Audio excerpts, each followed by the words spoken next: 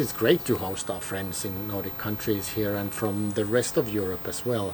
And hearing about the cutting edge research work, that I think at the end of the meeting we go home and think about how to do things more together and how to utilize the novel information we got. The partnership's benefits for FIM are multitude.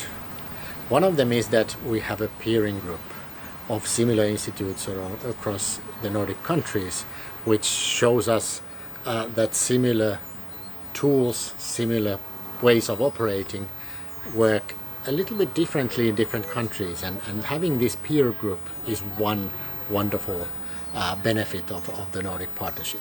The second thing is that we do quite a lot and more things together. I think this conference here shows many joint projects that we have put together with the different between the research groups in different institutions, and I'm sure we are going to see more and more of these. So these are very concrete steps that enrich the life locally here at FIM. We are now in an excellent position that we have 3 new group leader positions, Embol style group leader positions coming in.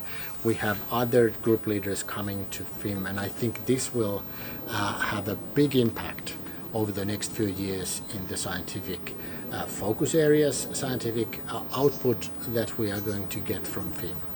We also have some of our very large-scale research projects, and this is the harvest time for this project, so it's going to be a lot of exciting science coming out of that. One of the areas for the next phase of molecular medicine is sort of making sure about the translation of the great discoveries that we are doing in these nodes, and how to bring them to healthcare, how to make sure that we will all downstream benefit from these findings or these research results. And I think this is going to be there's going to be intense research and development and efforts to make sure that this translation happens.